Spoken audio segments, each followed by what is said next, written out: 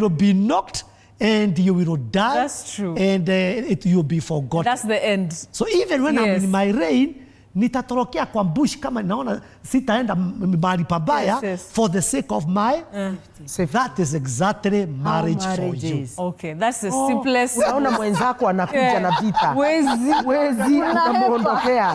Oh, it's not a sign of weakness. It's a sign of strength. Wewe. Otherwise ni kali. It will be dead on arrival. It will be head on collision. And on collision and people you die. And that's why many people, they keep on complaining, no, but I am light. Marriage is not an issue of being right. If you're seeking to be right, you will not have marriage. Oh my God. There are many times you have to forego your rights for the sake of your partner, so that you can accommodate them, so that you can understand them, so that you can bring them to the level where you are. So if you want to be right, it will take time before they are where you want them to be. And you're going to lose them by the end of the day. So you have to, okay, I know I'm right here, but let me say I am wrong, so that I'm able to win you and come you to myself. Okay, that's another level. Thank you, Pastor Sue. Wow. Hey, okay. Wow, I just want to say that marriage is really work. Yeah. Do you guys fight? Do you guys have... Oh my goodness. Seriously? Do it on a weekly basis, daily basis. We do it. Ask Pastor Munene. Even after all these years, there's no strategy to not just have... No, why? There's something Pastor Munene said. There are two things you will never graduate. Two things. You will never graduate. Number one, you can't say that you know God fully. Number two, you can't say that you know your wife or your husband fully. The minute you know them, you have just begun again. That's why marriage is a mystery. That's why God is also a mystery. He's a wonder. Let me say, God is a wonder. You're getting that. And so one of the things I've also learned is to have that flexible mind. That today things gonna be, there's a way I know, then there's a way he turns. And I'm like, aya, ata iko. Because marriage is the only place where you discover you are true you. Marriage mirrors the inward you. Wachana na huyu wa mtu wa ndani. That's when you know you have no patience. That's when you know you have no love. You don't know how to care. You don't know even how to forgive. The things that we are preached and they look like they are easy. That's when you know you have confusion. Marriage can really mirror you. And when the purpose of mirroring you is so that you can also change in that area. Not to stay condemned and think that that is your state. Because there are people who are there but they also overcame. And so one of the things I would want all the couples to embrace, especially during this time of Christmas, please don't quarrel over gifts. Huku nunulia nguo, huku enda kwetu kufanya shopping. Because this is the confusion that is there. Last year we went to your home. Now you are telling me we go to kwani atuna. Don't have those things. I always say, look for what is appropriate for your family. Like 12th December to imepita.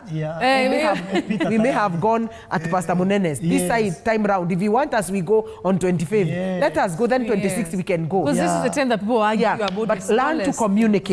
Don't just impose things to your wife. Learn to communicate, express what you feel, so that now we finish the year very strong. We don't start from a point of friction, as Pastor Munene is saying, and forgiveness, tension. You know, remember January is coming. School fees. We are now taking our children to school fees, rents, and all these things. Absolutely. So we need to have a lot of peace during this time, and let's spend, in a very wise way. So January, when it comes, tusianze sasa kukimbia na stress zianze kukuja.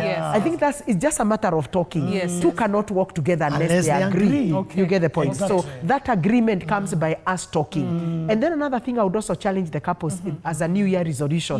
Please, when you are the two of you, avoid this gadget called the phone. For real. This thing has really messed. How can we be in bed and kila mtu ako kwa phone? And we have been... That's a serious thing that we need to work on as couples. Ameshinda kazini kwake, mimi nimeshinda hospitali na wagonjwa, tumeingia kwa bed. Badala even kwanza tufanye Twa Twa kila mtu ako kwa phone. So this thing has really brought a lot of emotional disconnection. And when you disconnect emotionally as a couple, I tell you, that's where problems now begin, because you're not reading from the same script. So we have to be intentional about the gadget, the phone, and have that when we get into bed, let's talk about us, ourselves. And Nesri, there's something very important that you wanted to check. Kindly, next 2026, tukue intentional. Let's spend one time connecting, asking each other, how do you feel? Are you okay? Is there something that you wanted to share with me? Is there any clarity on this? You know, we communicate. Yes. Because when we communicate, as Pastor Munene says, we are going to be very united and we bring up very strong children who know daddy and mommy speaks the same language. I love that. Oh, yes. And in this one, no matter what you grow, Yes. our time is much gone. Yeah, But time just is say done. that in 1 minute. Yes. No matter the empires you build, and that's men, we are very good with that. Buy big cars, Yes. you know, big businesses Building, yes. over the seas and all that. And even we go out by the end of the year to plan about what need to be done.